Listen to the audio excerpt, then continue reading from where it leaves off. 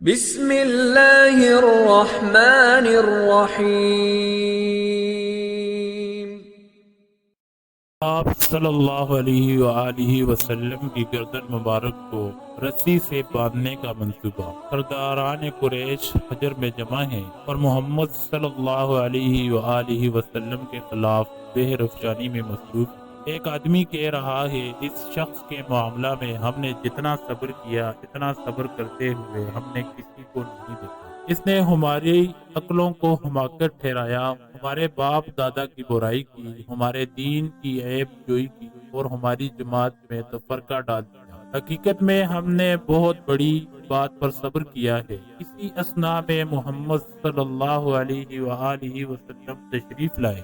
آپ صلی اللہ علیہ وآلہ وسلم نے حجر اسود کو بوسہ دیا اور پھر کعبہ کا طواف کرتے ہوئے ان لوگوں کے پاس سے گزرے تو انہوں نے ایک جبتا ہوا فکرہ کسا جو محمد صلی اللہ علیہ وآلہ وسلم کو سخت ناگوار گزرا۔ تیسری دفعہ آپ صلی اللہ علیہ وآلہ وسلم جب وہاں سے گزرے تو انہوں نے پھر وہی حرکت کی۔ محمد صلی اللہ علیہ وآلہ وسلم رک گئے اور فرمایا، قریش کے لوگوں، سنتے ہو، قسم ہے اس ذات کی جس کے ہاتھ میں میری جان ہے، میں تمہارے پاس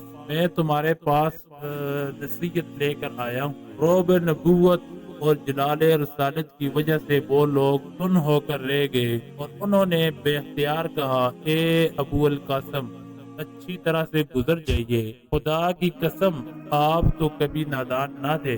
محمد صلی اللہ علیہ وسلم تشریف لے۔ دوسرے روز پھر یہ لوگ حجر میں جمع ہوئے اور آپس میں کہا، کچھ یاد ہے یہ شخص تمہارے معاملے میں کہاں تک بڑھ گیا ہے، حتیٰ کہ اس نے وہ بات کھل کر کے دی جو کل کہی تھی اور پھر تم نے اسے چھوڑ دیا۔ ابھی یہ بات ختم بھی ہونے پائی تھی کہ محمد صلی اللہ علیہ وآلہ وسلم سامنے سے آتے ہوئے نظر آئے۔ ان لوگوں کو جیسے بچھو کاٹ کھایا ہو۔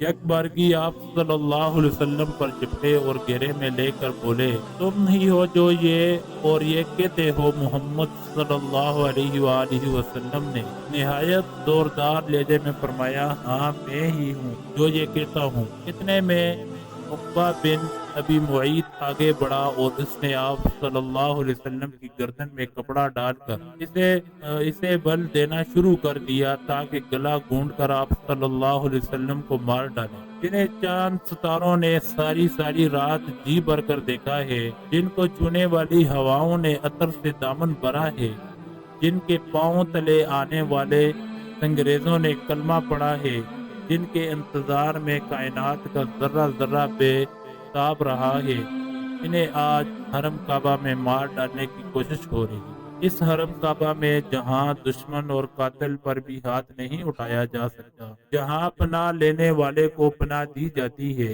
اور کسی کی ہمت نہیں ہوتی کہ اس کی طرف گور کر بھی دیکھ سکے، آج اسی حرم کعبہ میں محمد صلی اللہ علیہ وآلہ وسلم کا گلا گونڈا جا رہا ہے، اس لیے کہ وہ اللہ کا نام لیتے ہیں، لوگوں کو ان بوجھوں سے نجات دلاتے ہیں جو انہوں نے خود اپنے سروں پر اٹھا رکھے ہیں، جو انہیں پاکیزگی کا درس دیتے ہیں، لیکن دنیا کے ان کتوں کے نزدیک یہ ایسے جرم ہے جن کی سزا میں محمد صلی اللہ علیہ وآلہ وسلم کا عین حرم کعبہ میں گلا گونڈ دینا ہی ضروری ہے۔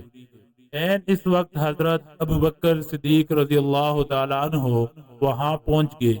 انہوں نے یہ منظر دیکھا تو آنکھوں سے بے اختیار آنسوؤں کا سیلاب بہہ نکلا اور آگے بڑھ کر انہوں نے عقبہ کو دھکا دے کر پرے ہٹا دیا اور تھوڑی سی کشمکش کے بعد محمد صلی اللہ علیہ وآلہ وسلم کو ان کی گرفت سے آزاد کرا دیا اور پھر فرمایا، بے شرمو، تم ایسی ہستی کو قتل کرتے ہو جو یہ کہتا ہے کہ میرا پروردگار اللہ تعالیٰ ہے اور وہ تمہارے سامنے اس پر دلائل پیش کرتا ہے۔